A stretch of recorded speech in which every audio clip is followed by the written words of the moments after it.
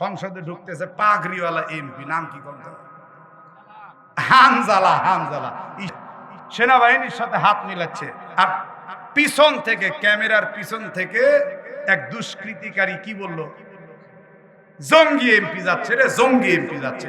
আরে ভাই, জঙ্গি জঙ্গি খেলা তো ছিল বিগত 17 বছর। এই জঙ্গি জঙ্গি শব্দ বলে তো এই যে এই রামসা গাজীপুরের গামা ভাইকে হত্যা করে ফেলে, কথা কর না কেন, ঠিক কিনা?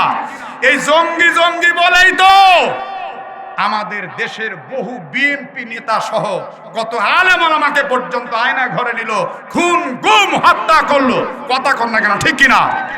এই নতুন করে কোন জঙ্গি জঙ্গি খেলা আমরা দেখতে চাই? আর জঙ্গি যে যুদ্ধ করে তাকে বলে জঙ্গি, তাকে কি বলে? জঙ্গি। তো এখন আমাদের বাংলাদেশে জঙ্গি শব্দটা কে আনলো?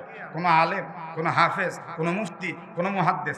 না না না, ওই যারা আফগানিস্তানকে ধ্বংস করতে চাইছে আবার তারাই আফগানকে জঙ্গি বলছে। একদিকে মারে, মেরে আবার জঙ্গি বলে। ওই ইসরায়েল ফিলিস্তিনকে মারছে, মেরে আবার ফিলিস্তিনের নিরীহ মুসলমানদেরকে জঙ্গি বলছে, কথা কর না কেন, ঠিক কিনা? এই জঙ্গি শব্দটা পশ্চিমাদের দেওয়া, আর এইটাই আমাদের বাংলাদেশের কিছু কুলাঙ্গার ধরে নিয়ে টুপি, দাড়ি, জুব্বা, পাগড়ি দেখলেই, কোরআনের কথা বললেই তাদেরকে জঙ্গি বলে আখ্যায়িত করে। আমরা আগামীতে আর কাউকে জঙ্গি জঙ্গি নাটক খেলতে দেব না। যুবকেরা রাজি আছো না নাই? এই সমস্ত জঙ্গি জঙ্গি বলে সমাজে বিভক্তি, রাষ্ট্রে বিভক্তি, দেশে বিভক্তি, পার্লামেন্টে বিভক্তি, এই বিভক্তির জায়গা এই বাংলাদেশে আর হতে দেওয়া যাবে না। তো আলেমদের জঙ্গি জঙ্গি বলবা, এক হানজালা ভাইকে, এমপি সাহেবকে জঙ্গি বলছো, ওই হানজালা পর্যন্ত সীমাবদ্ধ নাই রে, ওটা সারা পৃথিবী ছড়িয়ে গেছে, কথা বলেন না কেন, ঠিক কিনা? আমি সরকারের প্রতি উদাত্ত আহ্বান জানিয়ে বলছি, পর্দার আড়ালে যতই হোক, যেই চ্যানেল থেকে এই ভিডিওটা পোস্ট হয়েছে, সাইবার ক্রাইম আইন ইচ্ছা করলে ধরতে পারবে, কথা বলেন, ওকে ধরে আইনের আওতায় এনে উপযুক্ত শাস্তির জন্য আবেদন জানাচ্ছি, যাতে দেশের মধ্যে বিগত 17 বছরের মতো উত্ত্যক্তকারী, বিভাজনকারী আর কেউ থাকতে না পারে। আল্লাহ যেন কবুল করেন, জোরে সরে বলেন আমিন। চ্যানেলটি সাবস্ক্রাইব করে আমাদের সঙ্গেই থাকুন। আউযু বিল্লাহি মিনাশ শাইতানির রাজীম। বিসমিল্লাহির রাহমানির রহিম।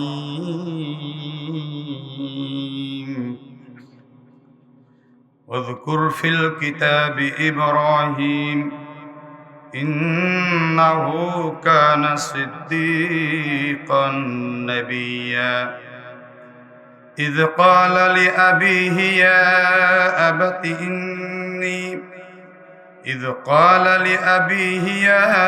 أبت لم تعبد ما لا يسمع ولا يبصر ولا يغني عنك شيئا يا أبت إني قد جاءني من العلم ما لم يأتك فاتبعني أهدك صراطا سويا يا أبت لا تعبد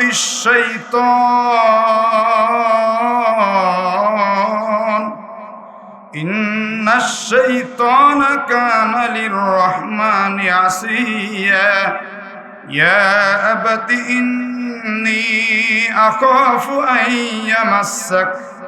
أن يمسك عذاب من الرحمن فتكون للشيطان وليا قال أراغب أنت عن آلهتي يا إبراهيم لئن لم تنته لأرجمنك واهجرني مليا قال سلام عليك سأستغفر لك ربي إنه كان بي حفيا وأعتزلكم وما تدعون من دون الله وأدعو ربي عسى ألا أكون بدعاء ربي شقيا فلما اعتزلهم وما يعبدون من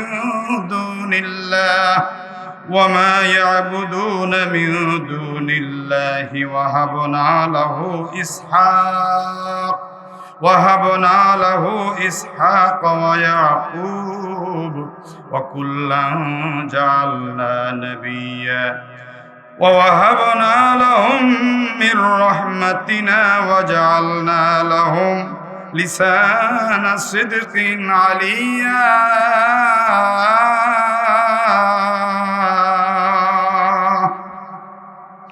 صدق الله العظيم وقال رسول الله কলিজার ভালোবাসা দিয়ে সকলেই পড়ছি সাল্লাল্লাহু আলাইহি ওয়াসাল্লাম মান সাল্লাল ফজর ফি জামাআতিন সুম্মা ক্বাদা ইয়াযকুরুল্লাহা হাত্তা তাতলু আশ-শামস সুম্মা সাল্লা রাকাতাইন কানাত লাহু কাআজরি হাজ্জাতিন ওয়া উমরা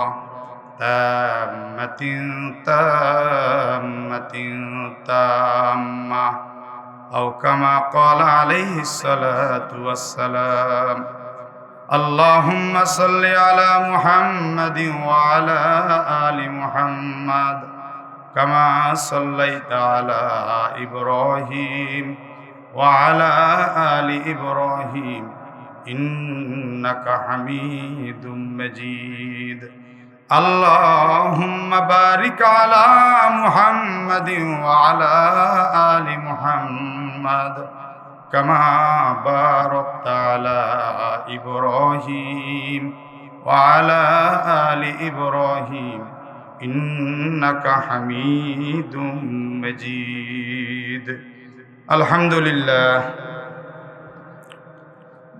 সূরাটার নাম মারিয়াম জোরে বলেন নাম কি এই মারিয়ামের 41 নম্বর আয়াত থেকে 50 নম্বর আয়াত পর্যন্ত আমি তেলাওয়াত করছি 10টা আয়াত।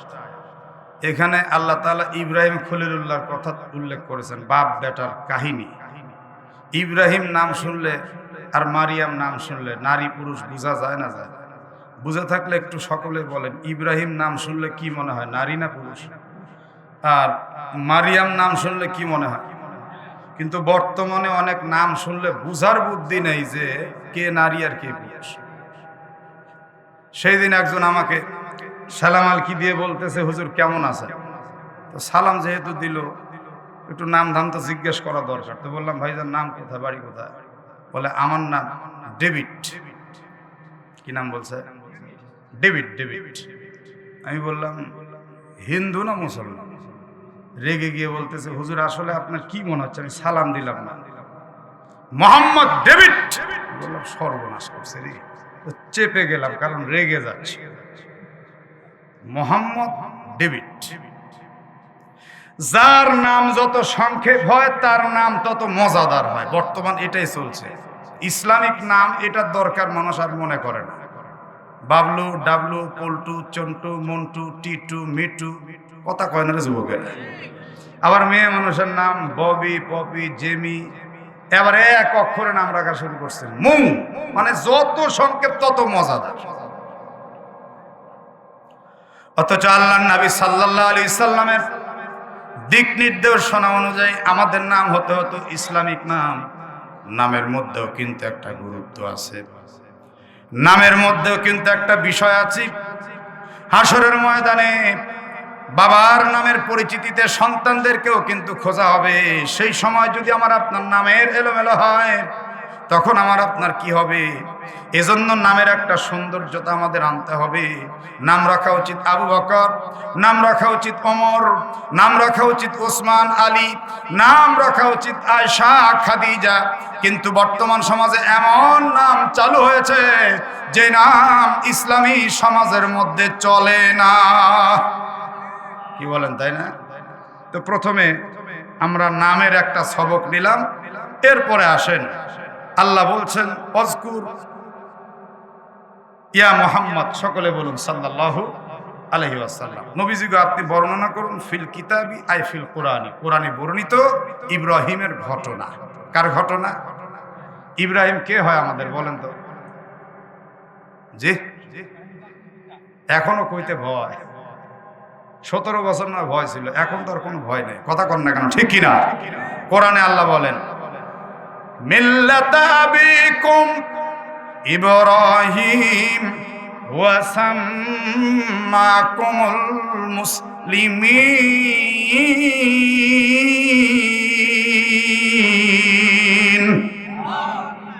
আল্লাহ বলেন মুসলিমদের জাতির পিতা ইব্রাহিম, এটাই চূড়ান্ত, এর পরে আর কিছু নেই, এটাই চূড়ান্ত।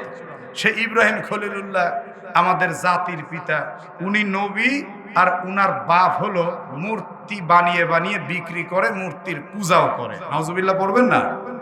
মতো মনে রাখেন, বাপে মূর্তি পূজারি আর ছেলে কি নবী। নবী ছেলে হচ্ছে নবী আর বাপে মূর্তি পূজারি। আমাদের সমাজের মধ্যে কিন্তু এখন অনেক কুসংস্কার আছে। এই কথার কথা, মনে করেন আমি রেজাউল করিম নাটুরি, আমার বাপ যদি মূর্তি পূজা করতো, আপনারা কি আমাকে ওয়াজের দাওয়াত দিতে? যত বড় মৌলবী হোক না কেন রে, ওর বাপেরই ঠিক নেই। কথা কর না কেন? আচ্ছা দেখেন, আমাদের নবীজির নাম কি? নবীর নাম নিতে দেরি হলে বুঝবেন ওর মধ্যে ভেজাল আছে। এই যে কিছু কিছু ভাইরা চুপচাপ বসে আছে, তার মানে চিন্তা করতেছে হুজুর আপনার কো, আপনি কোন তো। এক মৌলানা সাহেব বক্তব্য দিতে গিয়ে শ্রোতাদেরকে বলল, ভাই যারা বিবাহিত তারা ডানে যান, যারা অবিবাহিত তারা বামে যান। তো দুই ভাগ হয়ে গেল, মাঝখানে একজন দাঁড়িয়ে আছে। তো বক্তা সাহেব বলতেছে, ঘটনা কি, আপনি মাঝখানে গেছেন? বলে হুজুর আমি কোনো দলেই নেই। আশ্চর্য, হয় আপনি বিবাহিত না হয় আপনি অবিবাহিত, যে কোনো একদিকে যাবেন তো। বলে না হুজুর তা না, আসলে ব্যাপার হলো আমার বউ বাড়ি থেকে বলে দিছে হুজুর যা বলে একটা কথাও শুনবা না, এজন্য হুজুর আপনার প্রথম কথা থেকে আমি বিরোধিতা শুরু করলাম। আমি ডানেও নাই, আমি বামেও নাই, আমি মাঝখানে। আপনাদেরকে কি বউ নিষেধ করছে কথা বলতে? কোরআনের মাহফিলে যতই মুখ খুলবেন আল্লাহর পক্ষে, ততই আপনার সওয়াব হবে। একটু জোরে সরে বলুন আল্লাহু আকবার। আল্লাহু আকবার বললে কি গুনাহ হবে? গুনাহ তো হবে না। কেউ কেউ মনে করেন ওয়াজে বসছে, এরকম গালে হাত দিয়ে মনে বউ মরিয়ে গেছে, খুব দুশ্চিন্তায় আছে। আত-তাকবীরু ইয়ামলাউ মা বাইনা সামাই ওয়াল আরদ। আল্লাহু আকবার বলার সঙ্গে সঙ্গে আসমান জমিনের মাঝে সব জায়গাগুলো আল্লাহ সওয়াব দিয়ে ভরে দেবে। এজন্য আমার সাথে একটু কথা বলতে হবে, আদান প্রদান করতে হবে। তো বলেন আমাদের নবী কে ছিল? মুহাম্মাদুর রাসূলুল্লাহ সাল্লাল্লাহু আলাইহি সাল্লাম। সেই নবীজি মায়ের পেটে থাকা অবস্থা আব্বা মারা গেছে। মা যখন 6 বছর বয়স, তখন ছেলে মুহাম্মাদুর রাসূলুল্লাহ 6 বছর বয়স, তখন মাও মারা গেছে। দাদার কাছে লালন পালন, দাদাও মারা গেছে। এরপরে লালন পালন হচ্ছিলেন আবু তালিবের কাছে। কার কাছে? আবু তালিব যখন মরছে তখন ঈমান নিয়ে না বেঈমান? বেঈমান অবস্থায় মরছে।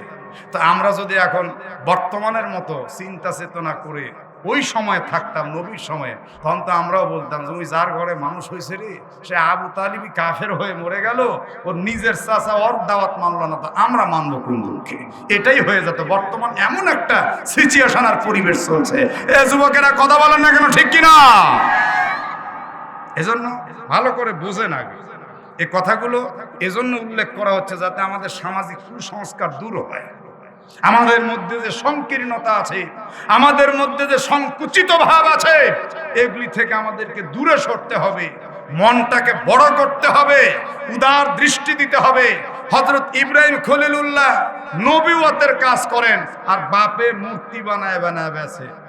তারিখের কিতাবের মধ্যে আসছে, ইতিহাসের কিতাবের মধ্যে আসছে বাবার নাম ছিল তারেক। কি নাম ছিল? কিন্তু কোরআন বলতেছে ভিন্ন কথা। বাবার নাম ছিল আজর। কি নাম ছিল? আজর। কেন আজর ছিল? কারণ হলো উনি আজর নামের একটা মূর্তি সবসময় কাঁধে নিয়ে ঘুরে ফিরে বেড়াতো। এজন্য আজরের দিকে লক্ষ্য করে উনাকে ডাকা হতো আজর। যেমন দেখেন আমাদের বাংলাদেশেও কিন্তু আমরা এরকম ডেকে ফেলি। একজন সমাজের মধ্যে দিয়ে কলার ঝাঁকি মাথায় নিয়ে যাচ্ছে, কলা কলা লাগবে কলা, তো বাড়ির ভিতর থেকে কি কয়, কলা আলা দাঁড়া। আসলে কি ওর নাম কলা? রিক্সা নিয়ে যাচ্ছে, এই রিক্সা, আসলে কি লোকটার নাম রিক্সা? রিকশার উপরে মেসেজ করে তাকে বলছে রিকশা, আসলে তার নাম ওইটা না। আল্লাহ তাআলা কোরআনে বলেন, ইয ক্বালা ইব্রাহিমু লিআবিহি আযার। রবি ভাই আছে না আয়াত? ইব্রাহিম খলিলুল্লাহর বাবার নাম ছিল আযার, কোরআনে বর্ণিত। এই বাবাকে ইব্রাহিম খলিলুল্লাহ দাওয়াত দিচ্ছেন, ইন্নাহু কানা সিদ্দীকান নাবিয়্যা। ইব্রাহিম খলিলুল্লাহ তিনি ছিলেন একজন সত্যনিষ্ঠ নবী, তিনি দাওয়াত দিচ্ছেন। ইয ক্বালা লিআবিহি ইয়া আবাতি, ওগো আমার পিতাজি, লিমা তা'বুদু মা লা ইয়াসমা'ু ওয়া লা ইউবসিরু ওয়া লা ইউগনি আনকা শাইআ। কেন আপনি গোলামি করেন ওই সমস্ত দেবদেবীর, যে সমস্ত দেবদেবী কানেও শোনে না, চোখেও দেখে না, এবং দেবদেবী আপনার কোনো কাজেও আসে না। যারা এখানে আল্লাহর বান্দা বসা আছেন, কোরআনের পক্ষে একটা আওয়াজ দেন, জবান খুলে ইমানি দায়িত্বে সকলে বলুন, কোন দেবদেবী চোখে দেখে? যে আওয়াজ দিলেন তার মানে মনে হচ্ছে ভেজাল আছে আপনাদের মধ্যে। জোরে সরে বলেন, কোন দেবদেবী চোখে দেখে, কানে শোনে, কোন কাজে আসে? আল্লাহ রাব্বুল আলামিন সুন্দর মতো জানিয়ে দিলেন। ইব্রাহিম খলিলুল্লাহ বলছেন, ইয়া আবাতি ইন্নী ক্বাদ জাআনি মিনাল ইলমি মা লাম ইয়াতিকা ফাত্তাবি'নি আহদিকা সিরাতান সাবিয়্যা।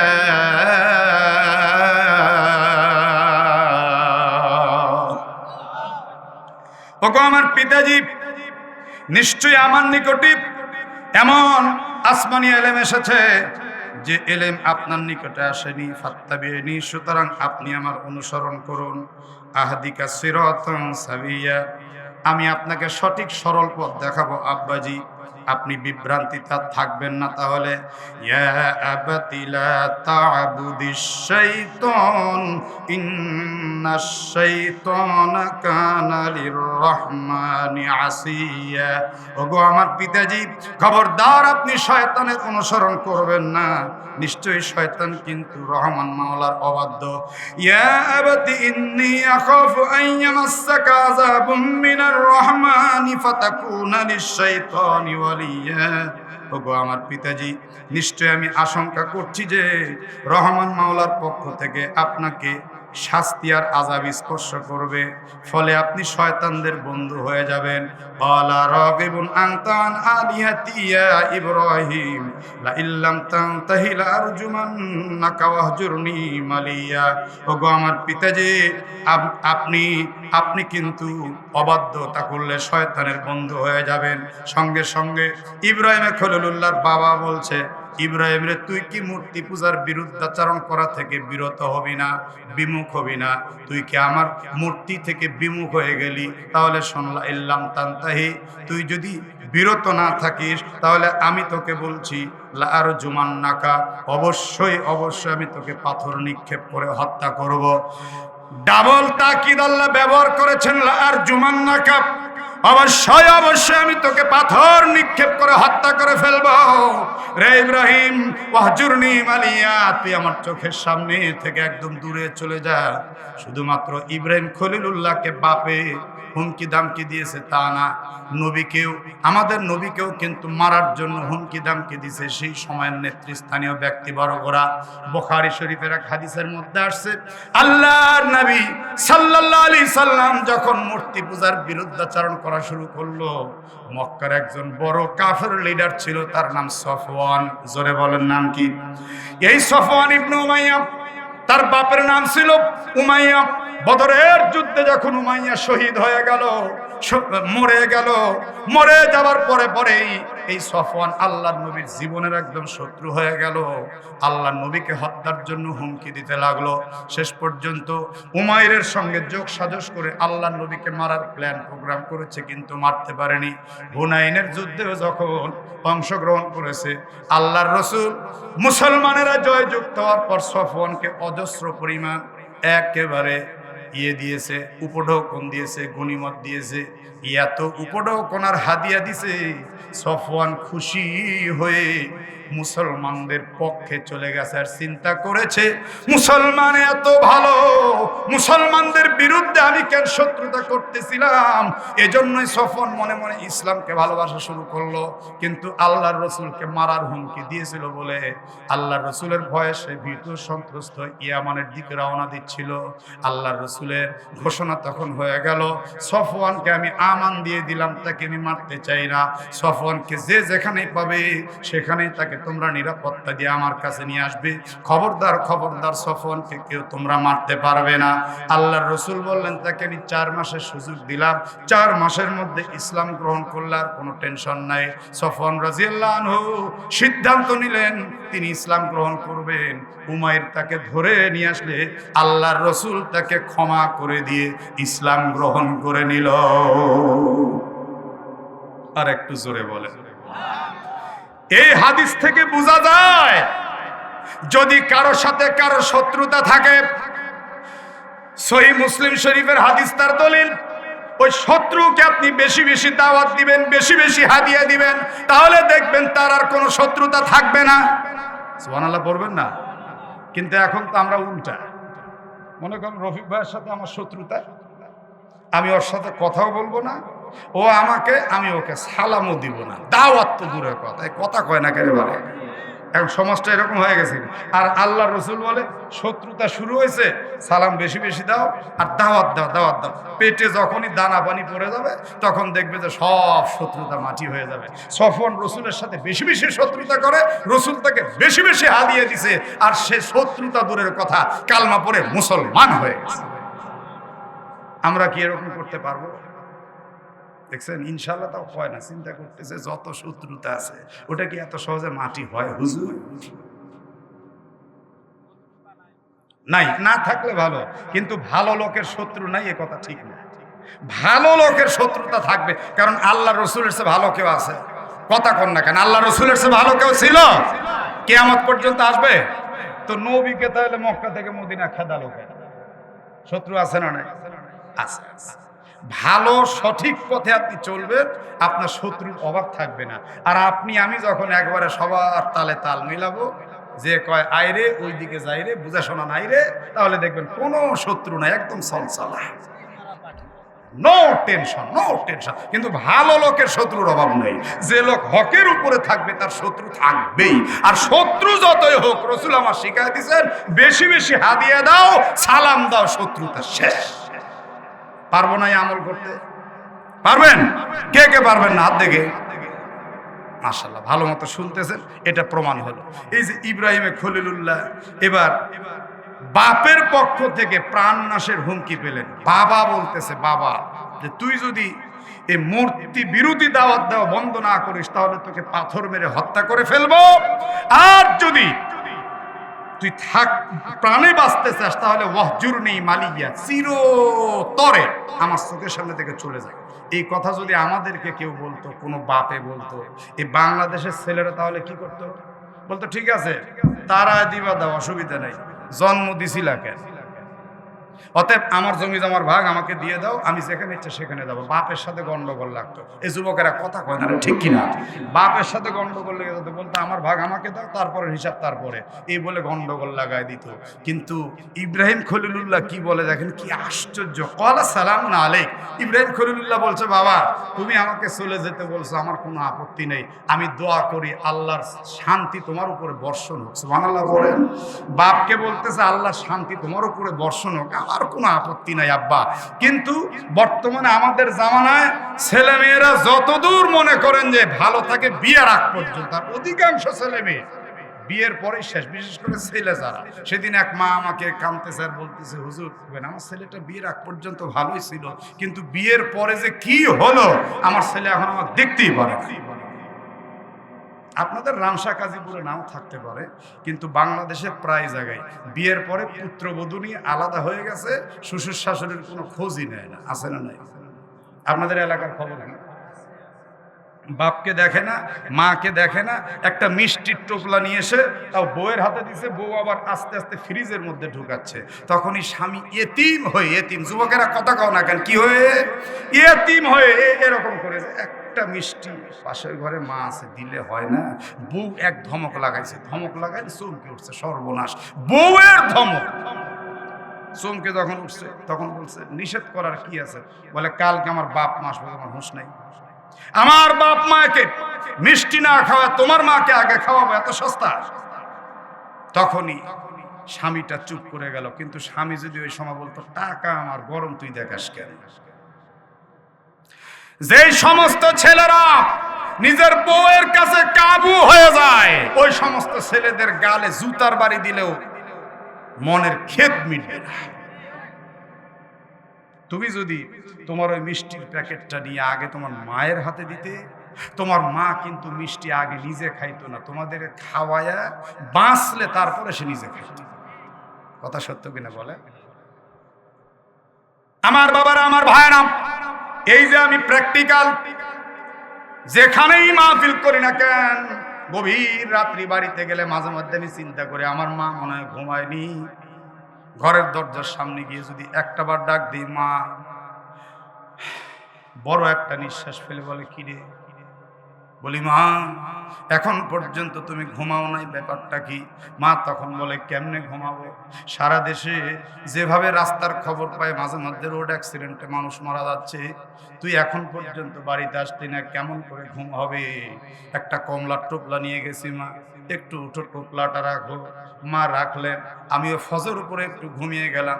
জোহরের সময় ঘুম থেকে উঠে দেখি আমার মাথার কাছে দুইটা কমলা, আমার ছেলের একটা, মেয়ের একটা, স্ত্রীর একটা, বাবার নামে দুইটা। আমি চিন্তা করলাম যা কমলা আনছিলাম তাতে তো এতজনের হওয়ার কথা না, মায়ের ভাগে অবশ্যই নেই। এবার আমার দুইটা নিয়ে মায়ের কাছে গিয়ে বসলাম, তুমি তো কমলা খাওনি। মা মুচকি হাসি দিয়ে বলে হ্যাঁ আমি ঠিকই খেয়েছি। খবরদার মিথ্যা বলবা না। এবার কমলা একটা ছিল মায়ের হাতে দিলে মা মুচকি হাসি দিয়ে খায় আর কয় আসলে তোরা খাইলে আমার খাওয়া, আমার খাওয়ার কোনো দরকার নেই। এটাই হলো মা। জোরে বলেন না কেন, ঠিক কিনা? ওরে সন্তান, তুমি তোমার মাকে চিনলে না, তুমি তোমার বাপকে চিনলে না। আমার ভাবি সাহেব যারা, তারা হয়তো এতক্ষণে রাগ করছে সর্বনাশ, মৌলভী সাহেব আমাদের ফ্রিজ ভর্তি করা বন্ধ করে দিল। রা ভাবি, ও ছোট বোনেরা, একদিন তুমিও মা হবে, একদিন তুমিও শাশুড়ি হবে। সেই দিন তোমার সন্তান যদি তোমার চোখের সামনে দিয়ে জিনিসপত্র নিয়ে তোমার পুত্রবধূর কাছে বৌমার হাতে দিয়ে দেয়, আমার ওয়াজ সেই দিন মনে পড়বে আর তোমার চোখের পানি ঝরবে। সেই দিন কিন্তু তুমি চোখের পানি ঝরিয়েও কোনো লাভ হবে না। এজন্য এখন থেকে সবাই নিয়ে চলার মতো মন মানসিকতা রাখতে হবে। তাছাড়াও আল্লাহর হাবিব কয়, যদি তোমরা হায়াত লম্বা করতে চাও, বেশি বেশি আত্মীয় স্বজনদের সঙ্গে সম্পর্ক মজবুত করো, আল্লাহ তোমার হায়াতকে লম্বা করে দিবেন। জোরে জোরে বলেন সুবহানাল্লাহ। সম্মানিত ভাইরা আমার, আসুন এবার একটু সামনের দিকে অগ্রসর হয়ে দেখি, আয়াতগুলো পড়ি। আল্লাহ তাআলা বলেন সাস্তাগফিরু লাকা রাব্বি। বাবা যখন বলছে তোকে নি পাথর নিক্ষেপে হত্যা করব, ইব্রাহিম খলিলুল্লাহ বলেন বাবা তোমার উপরে শান্তি বর্ষণ হোক, আমি আমার রবের কাছে খুব শীঘ্রই তোমার জন্য ক্ষমা চাইব। বাপ সন্তানকে মারতে চায় আর ইব্রাহিম খলিলুল্লাহকে আল্লাহর কাছে ক্ষমা চাইব। দেখেন কি শিক্ষা আমাদেরকে দিচ্ছে কোরআন, কত সুন্দর। ওয়াদউ রব্বি ইন্নাহু কানা বি হাফিয়া। বাবা গো, নিশ্চয়ই তিনি আমার উপরে সহনশীল, আল্লাহ আমাকে অনুগ্রহ করবেন, রাগ করবেন না আমি ক্ষমা চাইলে। ওয়া আতাজিলুকুম ওয়া মা তাদউনা মিন দুনিল্লাহ। ও বাবা, তোমরা যেই সমস্ত দেবদেবীকে আল্লাহ ছাড়া ডাকতে থাকো, আল্লাহকে বাদ দিয়ে দেবদেবীকে ডাকতে থাকো, আমি ওই সমস্ত দেবদেবী এবং তোমাদেরকে ছেড়ে অনেক দূরে চলে যাচ্ছি, তোমাদের কাছে থাকবো না রে বাবা। তবে শোনো, ওয়াদউ রব্বি, আমাকে যতই মারতে চাও, আমার জীবন থাকা পর্যন্ত আমি আমার আল্লাহকে ডাকা বাদ দেব না। জীবন দিয়ে হলেও আমি আমার আল্লাহকে ডাকতে থাকবো। এই শিক্ষাটা আমাদের নেওয়া উচিত। যতদিন বাঁচবো আল্লাহর জন্যই আমি কাজ করে যাব, ডাকলে আল্লাহর জন্যই ডাকতে হবে, বাঁচলে আল্লাহর জন্যই বাঁচবো। সারা পৃথিবী একদিক হয়ে গেলেও আল্লাহ বাদ দিব না। কারা কারাটা দিয়েছেন আল্লাহু আকবার, নারায়ে তাকবীর। সম্মানিত ভাইরা আমার, হাত নামান। আল্লাহর জন্য আল্লাহকে ডাকতে ইব্রাহিম খলিলুল্লাহ এবার দূরে চলে যাচ্ছেন। আসা আল্লাহ আকুনা বিদুআই রব্বি শাকিয়া। ইব্রাহিম খলিলুল্লাহ বলেন, অচিরেই আমি আমার রবকে আশা করছি যে আমি আমার রবকে ডাকার দ্বারা তিনি আমাকে ব্যর্থ করবেন না, অবশ্যই না। ফালাম্মা তাযালাহুম ওয়া মা ইয়াবুদুনা মিন দুনিল্লাহ ওয়াহাবনা লাহু ইসহাক ওয়া ইয়াকুব ওয়া কুল্লান জাআলনা নাবিয়্যা।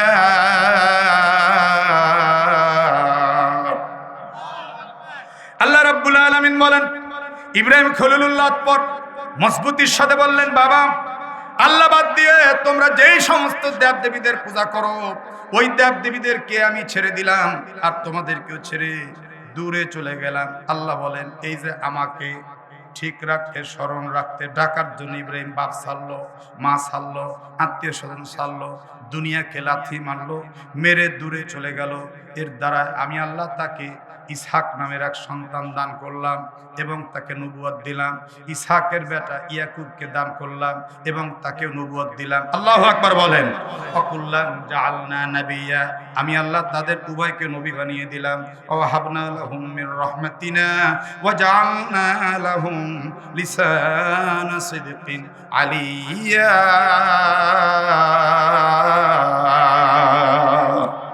আল্লাহ তাআলা বলেন, আমার পক্ষ থেকে আমি আল্লাহ আমার রহমতের পক্ষ থেকে তাদেরকে দান করলাম একেবারে সমুচ্চ খ্যাতি আর উচ্চাঙ্গের ভাষা, গরু ছাগল বাদশাহী, উট দুম্বা অজস্র সম্পদ দিলাম।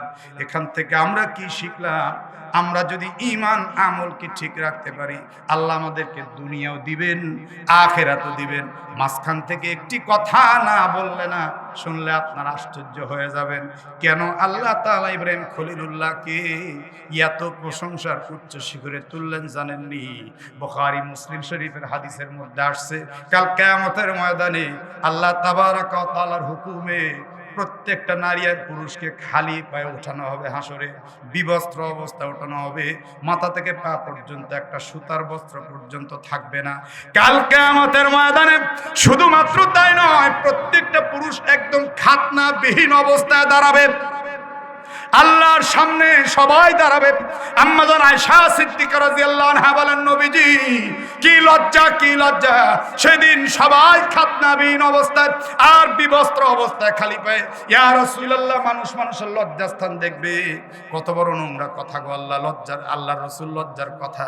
আল্লাহর রাসূল তখন বললেন, আয়েশা, আসলে ব্যাপারটা হলো সেই দিন প্রত্যেকে নিজেকে নিজে নিয়ে ব্যস্ত থাকবে, কেউ কারো দিকে তাকানোর সুযোগটাই পাবে না। তবে সর্বপ্রথম আল্লাহ তাআলা ইব্রাহিম খলিলুল্লাহকে কাপড় পরিয়ে সম্মান দেবে। ইব্রাহিম খলিলুল্লাহকে সর্বপ্রথম কাপড় পরাবেন আল্লাহ তাআলা কাল হাসরের ময়দানে। কিন্তু ব্যাপারটা কেমন হলো? মুহাম্মদুর রাসূলুল্লাহ সাল্লাল্লাহু আলাইহি সাল্লামকে আগে কাপড় না পরিয়ে ইব্রাহিম খলিলুল্লাহকে কেন পরাবে? এখানে একটা প্রশ্ন আছে না নাই? কথা কয় না যুবকেরা, প্রশ্ন আছে না নাই? ভালো করে বোঝেন। মুহাম্মদ সাল্লাল্লাহু আলাইহি সাল্লামের দাম বেশি না ইব্রাহিম খলিলুল্লাহর দাম বেশি? আরে আমাদের নবীর দাম বেশি, এটাও বলতে পারতেছেন না। আমাদের নবীর চাইতে কোনো দামি নবী আর আছে? হতে পারে? তো সেই নবীকে আগে কাপড় না পরিয়ে ইব্রাহিম খলিলুল্লাহকে আগে কাপড় পরাবে, এটা কেমন কথা আপনি বললেন হুজুর? কি ধরনের কাপড় পরাবে, কয়টা কাপড় পরাবে জানার দরকার আছে না নাই?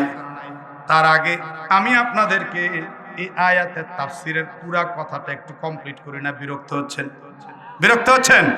এই যে ইব্রাহিম খলিলুল্লাহ কি নিজের বাবা পাথর মেরে হত্যা করতে চাইলো, এরপরে বলল চিরতরে চলে যা।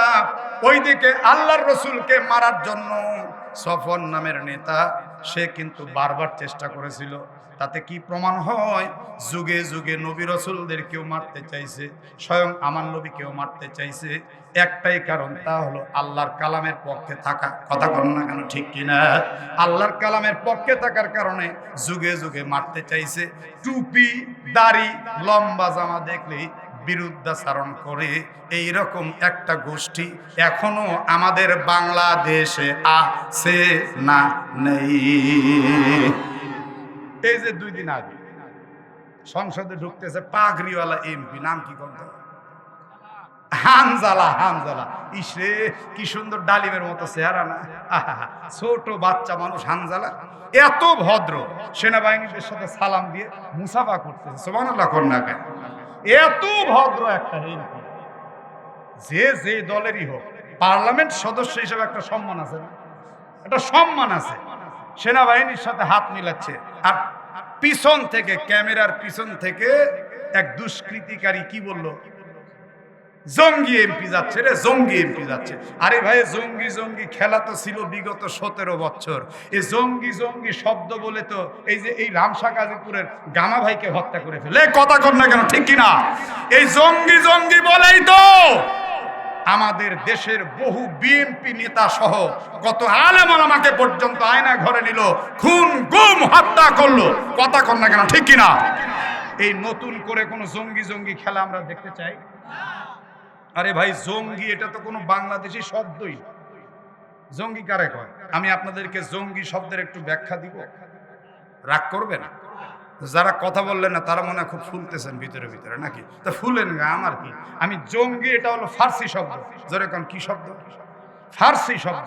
বলবেন হুজুর এটা আবার কি বললেন? দেখেন, আমি আমাদের দর্শি কিতাব গুলিস্তান থেকে আপনাদেরকে পড়ে শোনাচ্ছি, সেখানে ফার্সিতে বলা হচ্ছে, আনামান বা শঙ্কে রোজে জঙ্গে বিনি পুস্তামান আমানাম গরদর মিয়ানে খাকফু বিনি সারে কাকে জঙ্গা জঙ্গা জং, এক বচন জঙ্গা, বহু বচন জং, কাকে জঙ্গা রদ বখুনে খেসবাজি মি কুনাদ রোজে ময়দা ওকে বগরি জদ বখুনে লস্করে।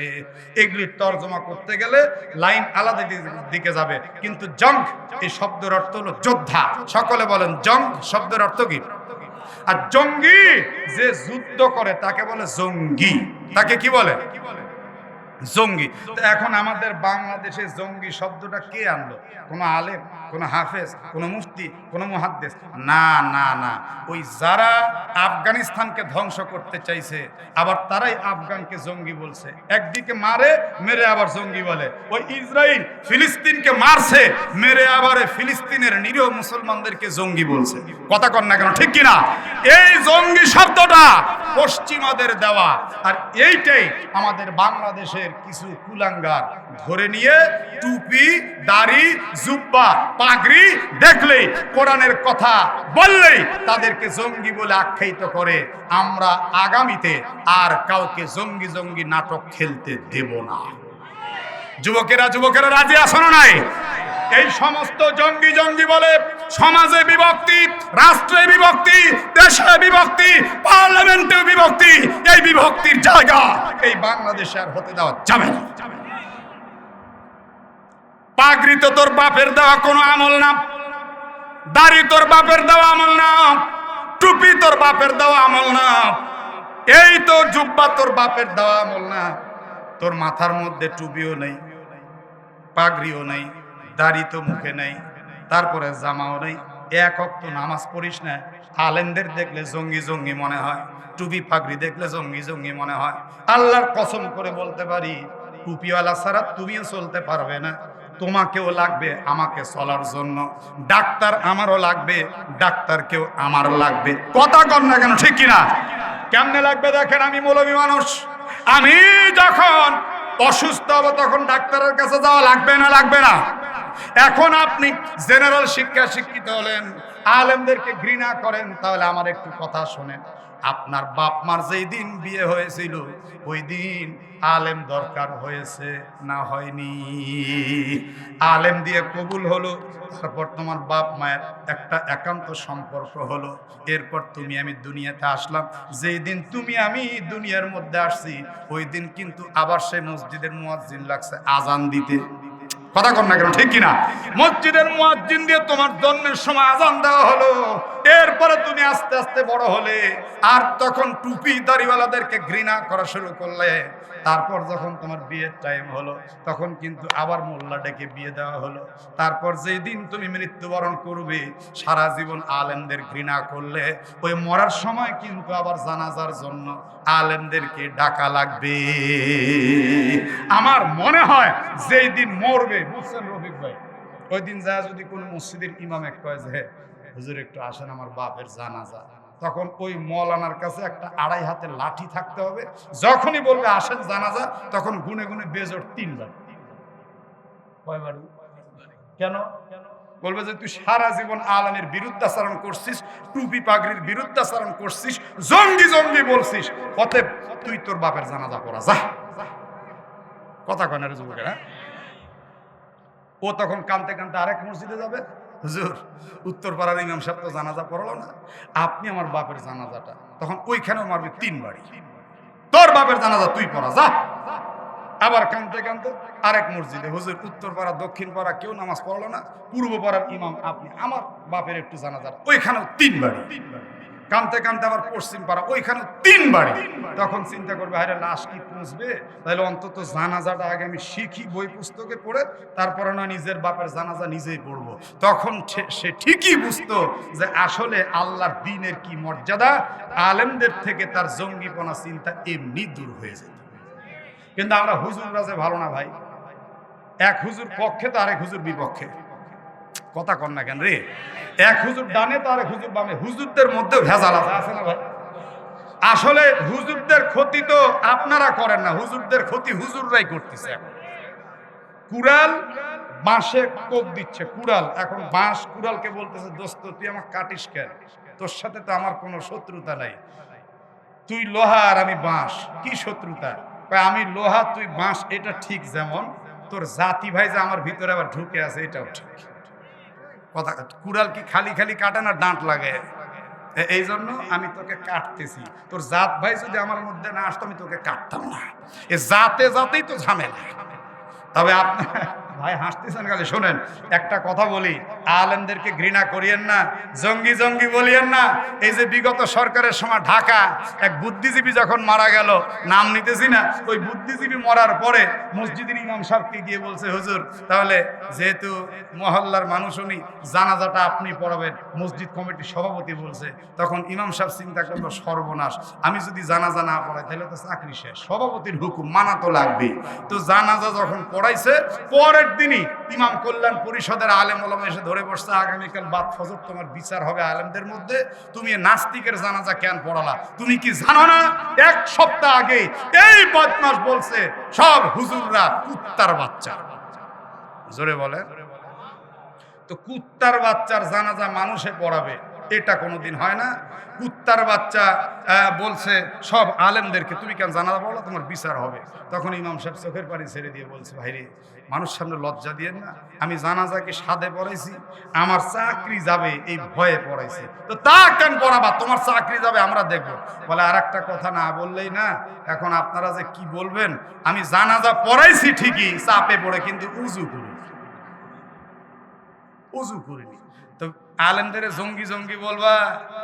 এক হানজালা ভাইকে, এমপি সাহেবকে জঙ্গি বলছো, ওই হানজালা পর্যন্ত সীমাবদ্ধ নাই রে, ওটা সারা পৃথিবী ছড়িয়ে গেছে। কথা বলেন না কেন, ঠিক কিনা?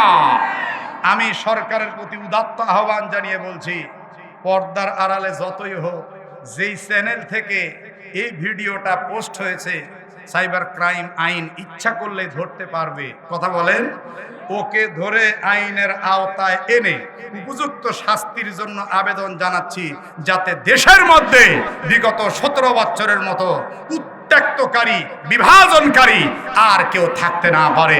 আল্লাহ যেন কবুল করেন, জোরে সরে বলেন আমিন। আর কয়েকটা কথা বলবো না ছেড়ে দেব? হ্যাঁ, ওই যে ছোট ভাই চলে যাচ্ছে, এমনি লোক কম রে ভাই। কোন জায়গায় যাচ্ছে? বাইরে আসবেন না? আপনারা কি বলতেছেন, আর কয়েক মিনিট চলবে? আচ্ছা না, অত দূর লোক কি নাই আবার ফজর। হ্যাঁ ঠিক আছে, আর কিছুক্ষণের মধ্যে আমরা শেষ পর্যায়ে যাব ইনশাআল্লাহ। তাহলে শুনুন আমার ভাইরা, ইব্রাহিম খলিলুল্লাহ বাবা তাকে হুমকি দিল, কিন্তু তিনি আল্লাহর কাছে ক্ষমার দোয়া করার কথা বলেছিলেন, মনে আছে না নাই? আপনি, আপনার বাবা যদি কাফের হয়, আপনি যদি তার সঙ্গে দুর্ব্যবহার করেন, আল্লাহ কিন্তু আপনাকে এর জন্য ধরবে। বাপ কাফের হলেও, মা কাফের হলেও দুর্ব্যবহার করা যাবে, এটাই কিন্তু কোরআনের শিক্ষা দেওয়া হলো। তাহলে আপনি যদি বাপ মার সঙ্গে দুর্ব্যবহার করেন আপনার কি হবে? একটি কথা আমি আপনাদের বলি, বাংলাদেশের নারায়ণগঞ্জের এক ছেলে, কোন জায়গা যুবকেরা কথা বলেন, কোন জায়গা? ছেলেটার বয়স কেবল 5 বছর, নাম তার রাজীব। বাপ ছিল ট্রাক ড্রাইভার। রোড অ্যাক্সিডেন্টে বাবা দুনিয়া থেকে চিরবিদায় নিয়ে চলে গেল। রাজীবকে এখন কে পড়াশোনা করবে, কে দেখশন করবে? রাজীবের মা এইবার মানুষের বাড়িতে ঝিগিরি চাকরানিগিরি শুরু করলো। কাম করতে করতে রাজীবকে পড়াশোনার জন্য প্রিপারেশন নিল। পাশের একটা সুন্দর কোচিং সেন্টারে ভর্তি করলো। মনের বড় আশা, রাজীব একদিন বড় বিদ্বান হবে, চাকরি বাকরি করবে, সেই দিন আমার আর কোনো কাজ কাম করে খাওয়া লাগবে না। মা বাপ এই আশা করে না, করে না। রাজীব দেখতে দেখতে দেখতে দেখতে ক্লাস 1 কমপ্লিট করলো, ক্লাস 2 কমপ্লিট করলো। ক্লাস 2 কমপ্লিট করার পর 3তে যখন উঠছে, রাজীবের মায়ের কাছে খবর আসছে, তাড়াতাড়ি আসো, তোমার সন্তান একটা অ্যাক্সিডেন্ট করেছে, দুর্ঘটনা হয়েছে। মা জনম দুঃখিনী কাজের বাড়িতে ছুটি নিয়ে দৌড়ে গিয়েছে। গিয়ে দেখতে পাচ্ছে রাজীবের ডান চোখের মধ্যে খেলতে খেলতে একটা কাঁচের টুকরো কুচি গিয়ে ঢুকছে। মা দ্রুত নিয়ে চলে গেছে ডাক্তার সাহেবের কাছে।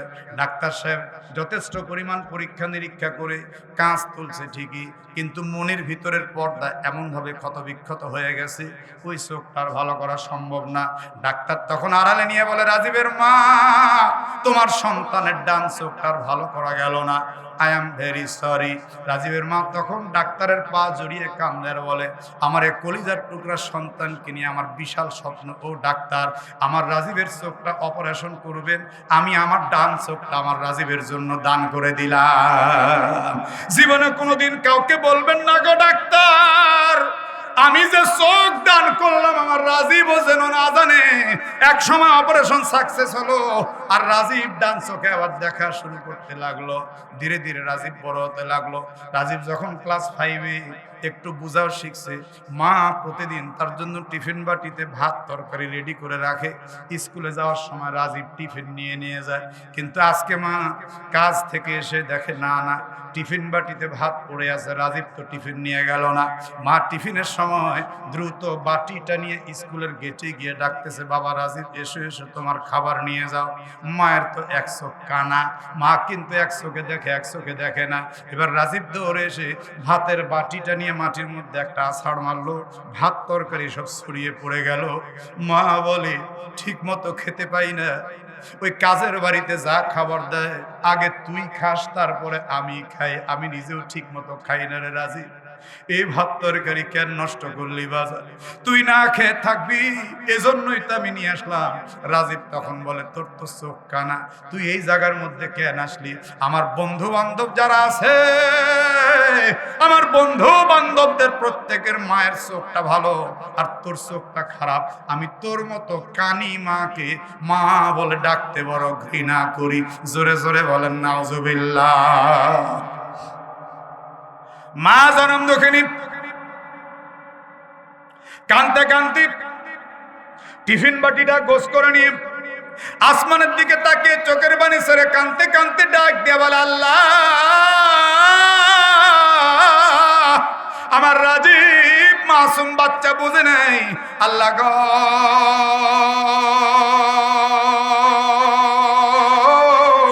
আমার রাজীবের উপরে তুমি নারাজ হয় না, কারণ মা বাবা যদি একবার নারাজ হয় আল্লাহ নারাজ হবেন। রিজাল রব্বি ফি রিজাল ওয়ালিদি ওয়া রিজাল রব্বি ফি রিজাল ওয়ালিদি ওয়া সাখাতুর রব্বি ফি সাখাতিল ওয়ালিদি। পিতা মাতার নারাজিতে আল্লাহ নারাজ, পিতা মাতার সন্তুষ্টিতে আল্লাহ সন্তুষ্ট। এমন করতে করতে রাজীব একবার ইন্টারমিডিয়েট পরীক্ষার আগে ঘরের মধ্যে বিকালবেলা বসে বসে কাঁদতেছে। রাজীবের মা এসে দেখে রাজীব কান্দে। মা বলে, বেটা কাঁদো কেন, কারণ কি? বলে, মা আমার বুঝে আর পড়ালেখা হবে না, এসএসসি কমপ্লিট করেছি, একটু চাকরি বাকরির চিন্তা করি, তুমি আর কতই বা কষ্ট করবা। মা বুকে জড়িয়ে বলে, বেটা কেন তোমার পড়ালেখা হবে না, বলো কি সমস্যা? মা, কারণ হলো আমি কিন্তু পরীক্ষার ফিস দিতে না পারলে ইন্টারমিডিয়েট পরীক্ষা আমার দেওয়া হবে না। মা বলে, কোনো টেনশন নিও না, আমি তোমাকে পরীক্ষার ফিস দিব, তুমি একটু চুপচাপ বসো।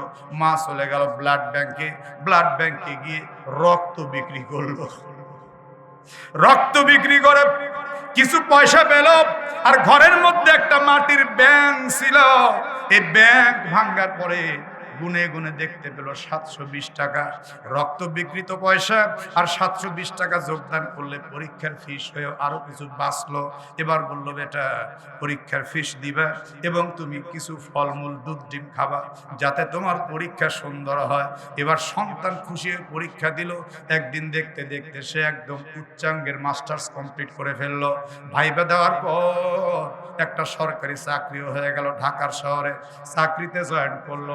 1 মাস 2 মাস 3 মাস হয়ে গেল, 6 মাস হয়ে গেল, কিন্তু এখন পর্যন্ত মায়ের কোনো খবর সে নেয় না। তারই সঙ্গে চাকরি করত কামাল নামের এক ছেলে পার্শ্ববর্তী গ্রামে।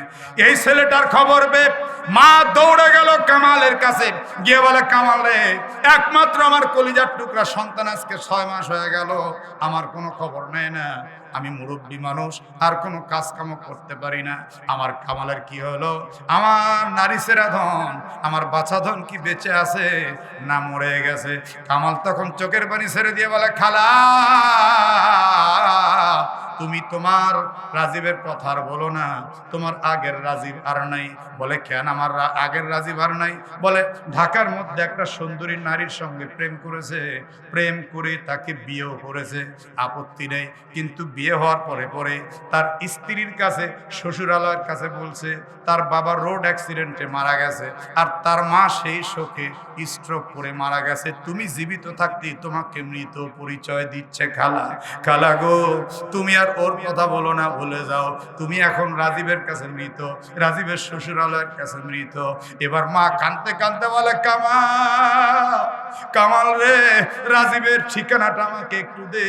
মাকে চোখে দেখলে কোনো সন্তান আর রাগ করে থাকতে পারে না। আমার কলিজার টুকরাকে এক নজর দেখবো দে। বলে, খালা, ঠিকানা দিলাম ঠিকই, কিন্তু আমার নামটা বলবো না। সাথে আরো 2000 টাকা তোমাকে দিলাম, এই টাকার কোনো দায় দাবি নেই। ঠিকানা নিয়ে রাজীবের মা 1 কদম 2 কদম করে চলে গেল গেটের সামনে ঢাকায়। গেটের দারোয়ান বলে, কি চাই? বলে, বাবা এই যে ঠিকানা।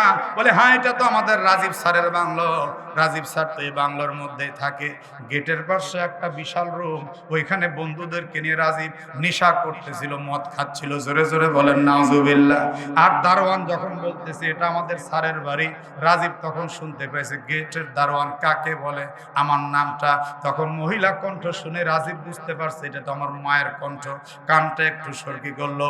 এরপরে বলতেছে, দারোয়ান, তুমি জানো না যে তোমাদের স্যার সে আমার একমাত্র কলিজার টুকরা সন্তান? বলার সাথে সাথে রাজীব ভিতর থেকে বলতেছে, দারোয়ান, আমার মা তো মারা গেছে, তোরা সবাই জানিস আমার মা নাই। এই ভিখারিকে 10টা টাকা ভিক্ষা দিয়ে বিদায় করে দে। মাও বুঝতে পারছি তোমার রাজীবের গলা। মা তখন কাঁদতে কাঁদতে বলে, সাহেব, ভিক্ষা লাগবে না, আমি আপনার জন্য দোয়া করি, আল্লাহ যেন আপনাকে ভালো রাখে। বলে কাঁদতে কাঁদতে রাজীবের মা আবার বাড়িতে চলে আসছে। ঘরের মধ্যে যখন প্রবেশ করেছে, মায়ের গায়ে জ্বর চলে আসছে। মা কোনো কাজকর্ম করতে পারে না, আশেপাশের কেউ তাকে তেমন সাহায্য করে না। ঔষধপত্র কিনে খাবে তার টাকাও তার কাছে নেই। মা এমন করতে করতে 27 দিন পার হয়ে গেল, একদম বিছানাগত। এরই মধ্যে দিয়ে রাজীবের একটা সরকারি ইনকোয়ারি হয়েছে, তার ইউনিয়নের মধ্যে গিয়ে সে কাজ করতে হবে। ড্রাইভার আর সরকারি গাড়ি নিয়ে চলে আসছে রাজীব তার এলাকার ইউনিয়নের মধ্যে। ইউনিয়ন কাউন্সিলে গাড়ি এবং ড্রাইভারকে রেখে 1 কদম 2 কদম করে বাড়ির দিকে যাচ্ছে। কারণ যতই মাকে অপরিচিত পরিচয়হীন করুক না কেন, শ্বশুরালয়ের কাছে লজ্জায় হয়তো বলেনি, কিন্তু কলিজার মধ্যে মায়ের ব্যাপারে একটা মায়া কিন্তু সবারই থাকে। রাজীব 1 কদম 2 কদম করে যখন বাড়ির দিকে যাচ্ছে, তখন রাজীবের বুকটা ভেঙে কান্না আসতেছে। কান্না আসে কেন? কারণ আজকে অনেক দিন পর আমি আমার মাকে সচক্ষে দেখব। রাজীব বুক পড়া আশা নিয়ে যখন বাড়ির মধ্যে প্রবেশ করছে, তখনই তার কলিজার মধ্যে একটা কামড় দিছে। একদম শুনশান নীরব, বাড়ির মধ্যে কোনো কথা নাই, কোনো আওয়াজ নাই। এবার লক্ষ্য করে দেখে তাদের যে ঘর ছিল, চাটাইয়ের বেড়া দেওয়া, ঘরটার নিচে একদম ফাঁকা হয়ে গেছে, চাটাই পচে নষ্ট হয়ে গেছে। রাজীব চোখের মধ্যে আর পানি ধরে না, রাজীব চোখের পানি ছেড়ে দিয়ে কাঁদতে কাঁদতে বলে, হায় হায় রে, ঢাকায় আমি আর কন্ডিশন রুমের মধ্যে থাকি, আর আমার মা মাঘ মাসের কনকনে শীতে লু হাওয়া, কি বলে একদম হিম হাওয়াগুলো ঢুকতেছে এই চাটাইয়ের বেড়ার ভিতর দিয়ে। আমার জনম দুঃখিনী মা না জানি কত কষ্টের মধ্যে আছে। মা বলে একটা চিৎকার দিয়ে ঘরের মধ্যে প্রবেশ করে দেখে সর্বনাশ, নিচে একটা চাটাই বিছানো আর উপরে একটা হালকা চাদর বিছানো, একটা নোংরা ময়লা বালিশের উপরে মাথা দিয়ে, একটা ছেঁড়া কম্বলের মতো গায়ে দিয়ে মা নিথর দেহে পড়ে আছে। কাঁদতে কাঁদতে সন্তান বলে, মা কত কষ্টে তুমি আছো মাগো, আগে আমি জানলে এমন বেয়াদবি তোমার সাথে করতাম না। মাকে বারবার ক্ষমা চাচ্ছে, কিন্তু মা তো আর কথা বলে না। দেখতে পাচ্ছে মায়ের হাতের মুষ্টির মধ্যে একটা কাগজের চিঠির মতো দেখা যায়, মুষ্টি থেকে চিঠিটা খুলে নিয়ে পড়তেছে। মা ভাঙা ভাঙা কলমে লেখছে, রাজীব আমি তো মূর্খ মানুষ, আমি হয়তো আর বাঁচবো না, এজন্য লিখে গেলাম আমি যে ওই চোখ কানা হওয়ার কারণে তুমি আমাকে কানি ফকিন্নি বলে আখ্যায়িত করেছিল। রাজীব রে, তুমি অমুক চক্ষু ডাক্তারের কাছে যাও, সে এখনো বেঁচে আছে। ক্লাস 3-তে থাকা অবস্থায় তোমার চোখের মধ্যে কাঁচ গিয়ে তোমার চোখ নষ্ট হয়ে গিয়েছিল। আমার চোখ নষ্ট ছিল না, আমি নিজের চোখটা তোমাকে দান করেছি। কানা আমি না, বরং তুমি নিজেই কানা। আমার চোখ দিয়ে দেওয়ার পরে তুমি আমার দেওয়া চোখ নিয়ে দয়া নিয়ে চলছো, সুতরাং আমি সাকসেস, তুমি আনসাকসেস। রাজীব কান্দার বলে, মা তুমি আগে কেন বলো নাই গো মা? হাওমা করে কানতে কানতে পড়তে পড়তে আরো নিচে গেছে। এইবার কয়, রাজীব ইন্টারমিডিয়েট পরীক্ষা দিতে পারবে না বলে তুমি কিন্তু বারবার কাঁদতেছিলে। আমি মা তোমাকে ব্যাংকের 720 টাকা বের করে দিলাম মাটির ব্যাংক থেকে। তুমি সেই দিন জানো না আরো টাকা আমি কোথার থেকে জোগাড় করছিলাম। অমুক ব্লাড ব্যাংকে যাও, এত সনের হিসাব করে দেখো। আমি মা আমার রক্ত বিক্রি করা পয়সা দিয়ে তোমাকে পরীক্ষার ব্যবস্থা করে দিয়েছিলাম। রাজীব আমার দেওয়া চোখ দিয়ে তুমি দেখছো, আমার রক্ত বিক্রি করা পয়সা দিয়ে তুমি পরীক্ষা দিছো। রে রাজীব, আজকে তুমি আমাকে কানি ফকিন্নি বলো, আর শ্বশুরালয়ের কাছে অফিসের স্টাফের কাছে তুমি আমাকে মৃত বলে ঘোষণা করো। রাজীব রে, তুমি জানো না আমি মা না হলে তুমি আজকে অফিসার হতে পারতে না রে রাজীব তখন চিৎকার করে কাঁদতে কাঁদতে বলে, মা মাফ করে দাও রে মা। কিন্তু মা আর কথা বলে না, কারণ যেই মা একবার চলে যায় ওই মা জীবনে আর কোনোদিন কথা বলবে না। এই যে পাশে আপনাদের কবরস্থান, অনেকে নিজ হাতে মাকে কবর দিয়েছেন, বাপকে কবর দিয়েছেন। ওই মা বাবার কবরের পাশে দাঁড়িয়ে দাঁড়িয়ে মা মা বলে চিৎকার করে দেখো, মা কোনোদিন আর সোনামণি বলে বুকের সঙ্গে জড়িয়ে ধরবেন। আব্বা আব্বা বলে ডাকে দেখো, আব্বা কোনোদিন আপনাকে সঙ্গে করে নিয়েছে হাটে বাজারে লজেন্স আর বিস্কিট কিনে দেবে না। এই মা বাবা যারা একবার গেছে আর কোনোদিন ফেরত আসবে না। পার্শ্ববর্তী মহল্লা থেকে মেম্বার সাহেব চলে আসছে, এসে রাজীবকে চর থাপ্পড় দেওয়া শুরু করছে। কুলাঙ্গা, তোর মতো সন্তানকে ধিক শতধিক, আশপাশের মানুষজন জমে গেছে, তোর মতো শয়তানকে এই এলাকায় রাখাই ঠিক না বলে যার যা মন চায় বলতেছে। কেউ লাথি দেয়, কেউ থাপ্পড় দেয়। রাজীবের মায়ের লাশটা নিথর পড়ে আছে। চেয়ারম্যান সাহেব আসছে, বলে এই শয়তানকে এলাকা থেকে তাড়াতাড়ি বের করে দে। রাজীব তখন কাঁদতে কাঁদতে এর পা ধরে ওর পা ধরে বলি, আমি আমার ভুল বুঝতে পারছি, আমি এই গ্রামে আর জীবনে থাকবো না, অন্তত আমার মায়ের জানাজাটা একটু পড়ার সুযোগ দেন। সবাই তখন দয়া করলো, ঠিক আছে জানাজা দিবে, এলাকা থেকে একবারে চিরতরে চলে যাবি। জানাজা কমপ্লিট হলো। এরপরে কবরে যখন নামানো হলো, মাটি দেওয়া কমপ্লিট হয়ে গেল। এবার রাজীব কবরের পাশে হাঁটু মেরে বসে মায়ের কবরের মাটি নিয়ে বুকে মাখায়, গায়ে মাখায়, আর পাগলের মতো চিৎকার করে বলে, আল্লাহ ও মাবুদ, মা চলে গেলেন, বাবা চলে গেছে। আল্লাহ গো, এই দুনিয়ার মধ্যে যত ব্যাংক ব্যালেন্স আর আমার যত টাকা পয়সা, দামি গাড়ি বাড়ি, মায়ের রক্ত বিক্রি করা পয়সা ছাড়া তো আমার হতো না রে আল্লাহ। এই দুনিয়াতে আমার বেঁচে থেকে আল্লাহটা কি। কানতে কানতে রাজীবকে সবাই মিলে গাড়িতে তুলে দিছে, যা তুই চলে যা, তোর রাজমহল নিয়ে তুই থাক, তোর রানী নিয়ে তুই থাক। বলতে বলতে যখন গ্রাম থেকে নারায়ণগঞ্জের হাইওয়েতে এই প্রাইভেট কারটা যখন উঠছে, একটা ট্রাকের সঙ্গে ধাক্কা লেগে রাজীবের গাড়িটা একদম পিছিয়ে গেছে। রাজীব দুনিয়া থেকে একদম চিরবিদায় হয়ে চলে গেছে। আমি তাই বলতেছিলাম, বাবারা, যুবকেরা, খবরদার খবরদার, মা বাবার সঙ্গে বেয়াদবি করো না। পরকালে তো মাফ পাবেই না, আখেরাতেও কিন্তু এটার থেকে তুমি মাফ তো পাবেই না, দুনিয়াতেও কিন্তু এর আযাব থেকে মুক্তি পাবে না। ধাক্কা অবশ্যই লাগবেই লাগবে। তাই পা ধরে বলে গেলাম, যাদের মা বাবা আছে অবশ্যই অবশ্যই মা বাবার খেয়াল রাখবা। আর যাদের মা বাবা নাই, মা বাবার জন্য একটু দোয়া, একটু দান, একটু সাদাকা। আল্লাহ যেন প্রত্যেকটা সন্তানের মা বাবাকে কবুল করেন। জোরে সরে বলেন আমিন। ভাইরা আমার, আর দুটো কথা মাত্র বাকি আছে। ওই যে ইব্রাহিমে খলিলুল্লাহ মনে আছে না নাই? আল্লাহ রাব্বুল আলামিন কেন ইব্রাহিম খলিলুল্লাহকে আগে কাপড় পরাবেন? তার কারণ হলো, ইব্রাহিমে খলিলুল্লাহ ওই যে যখন এলাকার মধ্যে ছিলেন, উনি তো মূর্তির বিরুদ্ধাচরণ করছিলেন। কথা বলেন না কেন, ঠিক কিনা?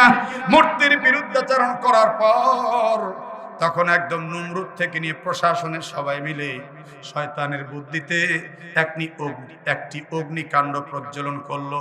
ইব্রাহিমকে আগুনে জ্বালিয়ে দিবে। মূর্তির বিরুদ্ধাচরণ করেছে, রাষ্ট্রীয় বিরুদ্ধাচরণ করেছে। অগ্নিকাণ্ডের এত তাপ দাহ, ইব্রাহিমকে কেমনে ফেলবে আগুনের মধ্যে কোনো সুরত নাই। ইবলিস শয়তান এসে বুদ্ধি দিল, একটা গাছ দিয়ে সড়ক তৈরি করো, সড়ক ঘুরাতে ঘুরাতে নিক্ষেপ করলে একদম আগুনের মধ্যে গিয়ে পড়বে। সঙ্গে সঙ্গে ইব্রাহিম খলিলুল্লাহ কি পুরানোর জন্য প্রসেস করা হচ্ছে, গাছের সঙ্গে চরক বাঁধা হচ্ছে। এরই মধ্যে ইব্রাহিম খলিলুল্লাহ ইয়াতিমের মতো, অসহায়ের মতো ফেল ফেল ফেল ফেল করে চতুর্দিকে তাকাচ্ছেন। কেউ আজকে তার সঙ্গে নেই, একমাত্র জন্মদাতা বাবা আজাদ, সেও কিন্তু ওই চরক গাছের রশি ধরছে সন্তানকে আগুনে পুরানোর জন্য। ইব্রাহিম খলিলুল্লাহ তখন আর সহ্য করতে পারলেন না, চোখের পানি ছেড়ে দিয়ে আকাশের দিকে তাকিয়ে বলে, আল্লাহ, এই দুনিয়াতে নিজের বাবা পর্যন্ত সন্তানের শত্রু রে আল্লাহ, তুমি ছাড়া হেফাজতের মালিক আর কেউ নাই। আপনারা যারা বসা আছেন একটু চিৎকার করে বলুন তো, একমাত্র আমাদের হেফাজতের মালিক কে? ইব্রাহিম খলিলুল্লাহ এই অবস্থার মধ্যে চোখের পানি ঝরাচ্ছেন। আস্তে আস্তে নমরুদ বাহিনী, প্রশাসনের লোক এসে তার শরীরের সমস্ত কাপড়গুলো খুলে তাকে একদম দেশের হাজার হাজার মানুষের সামনে বিবস্ত্র করে ফেললো। নাউজুবিল্লাহ, কি পরা যাবে না? পরে তাকে আগুনের মধ্যে নিক্ষেপ করলো উলঙ্গ করে। ওই যে তাকে সারা পৃথিবীর মানুষের সামনে বেইজ্জত করেছে, আল্লাহ হাসরে বলবেন, ফেরেশতারা রে, দেরি করিস না, দেরি করিস না, তাড়াতাড়ি জান্নাতি পোশাক দিয়া সবার আগে আমার খলিলকে কাপড় পরায়া মর্যাদা দান করে দে। জান্নাতের কাপড় আনবে, সাদা ধবধবে কালার হবে। কি কালার? সাদা ধবধবে কালার হবে। আর কাপড় হবে রেশমি কাপড়। জোরে বলেন, কি কাপড়? রেশমি কাপড়। আর কাপড় হবে দুইটা কাপড়, গায়ে জড়াবে এক কাপড় আর পরিধান করে দিবে এক কাপড়। এই জন্য ইব্রাহিম খলিলুল্লাহকে আগে কাপড় পরানো হবে এবং সাদা রঙের রেশমি কাপড় পরানো হবে এবং পরানো হবে দুইটা কাপড়। এরপরে পরে মুহাম্মদুর রাসূলুল্লাহ সাল্লাল্লাহু আলাইহি সাল্লামকে সবার আগে সর্বপ্রথম কাপড় পরানো হবে। জোরে জোরে বলেন সুবহানাল্লাহ। দরুদ শরীফ পড়ে এখনই তো হবে, আল্লাহুম্মা সাল্লি আলা মুহাম্মাদি ওয়া আলা আলি মুহাম্মাদ কামা সাল্লাইতা আলা ইব্রাহিম ওয়া আলা আলি ইব্রাহিম ইন্নাকা হামিদুম মাজিদ। আল্লাহুম্মা বারিক আলা মুহাম্মাদি ওয়া আলা আলি মুহাম্মাদ كما باركت على إبراهيم وعلى آل إبراهيم إنك حميد مجيد اللهم آمين الحمد لله رب العالمين والصلاة والسلام على سيد الأنبياء والمرسلين وعلى آله وأصحابه أجمعين ওগো রব্বুল আলামিন বুক ভরা আশা নিয়ে আপনার রহমতের দরওয়াজায় দুখানি করে হাত উত্তোলন করেছি মেহেরবানি করে আপনি আমাদের জীবনের সব গুনাহগুলো ক্ষমা করে দেন আল্লাহ তাআলা দুনিয়া আখিরাতের বরকত আপনি আমাদের নসিব করেন আজকের মাহফিলের যতজন সভাপতি ছিলেন আছেন প্রত্যেককে আপনি দীর্ঘ নেক হায়াত দারাজ করেন নেক হায়াত দারাজ করেন আল্লাহ পাশে বসা আছেন আমার প্রিয় ভাই আজকের সহ সভাপতি হাফেজ রফিকুল ইসলাম ভাই তাকে আপনি সুস্থ রাখেন ঈমান ইজ্জতে বরকত দেন সিনার মধ্যে কোরআনের নূর দিয়ে ভরপুর করে দেন আল্লাহ রব্বুল আলামিন এই মাহফিলের জন্য যারা খাটাখাটনি করলেন টাকা দিয়ে পয়সা দিয়ে বুদ্ধি দিয়ে শ্রম দিয়ে সময় দিয়ে তাদের সবাইকে আপনি বরকতের জিন্দেগি নসিব করেন আল্লাহ তাআলা এই মসজিদের জমি দাতা যারা তাদের জন্য আপনি জান্নাতের জমি বরাদ্দ করে দিয়েন রব্বুল আলামিন এই মসজিদের ম্যানেজিং কমিটিতে যারা আছেন আর কিয়ামত পর্যন্ত আসবেন তাদের সবাইকে আপনি বরকতের জীবন দিবেন কাল হাসরের ময়দানে সভাপতি সেক্রেটারি ক্যাশিয়ার সদস্যবৃন্দ মসজিদটাকে যারা ভালোবাসে 5 ওয়াক্ত নামাজ পড়ে জুমা আদায় করে দান সাদাকা করে বুদ্ধি দেয় শ্রম দেয় সবাইকে ওই কাল হাসরে যখন মানুষগুলো পানি পানি বলে চিৎকার মারতে থাকবে ওই কঠিন মুহূর্তে রহমাতুল লিল আলামিন নবীজির হাতে এক পেয়ালা করে হাউজে কাউসার নসিব করে দিয়েন আল্লাহ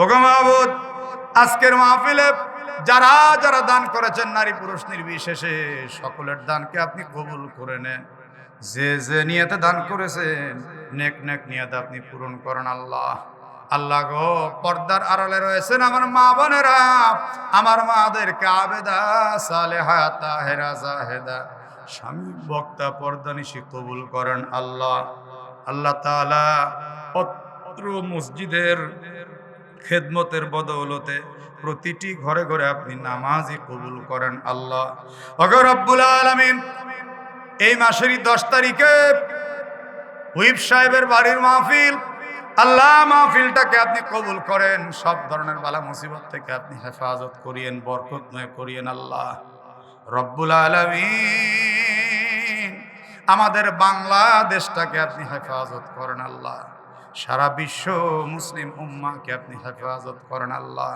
বাবা আদম থেকে নিয়ে আজ পর্যন্ত সমস্ত মুমিনিন মুমিনাতকে জান্নাতে কবুল করেন আমাদের দাদু দাদি নানু নানি ফুফা ফুফি পূর্বপুরুষকে জান্নাতে কবুল করেন পাশেই কবর রয়েছে কবরের সকল মাইয়াতকে আপনি মাফ করেন জান্নাতে কবুল করেন আমার সঙ্গে যেনারা হাত তুলে আমিন আমিন করছেন জানি না কার মা নেই কার বাবা নেই মা বাবার কবরগুলো জান্নাতের জন্য কবুল করেন আল্লাহ মরণ বেলায় আমাদের সকলের জবানে মধুর কালেমা জারি করে দিয়েন লা ইলাহা ইল্লাল্লাহ মুহাম্মাদুর রাসূলুল্লাহ বিরহমাতিকা ইয়া আরহামার রাহিমিন আসসালামু আলাইকুম।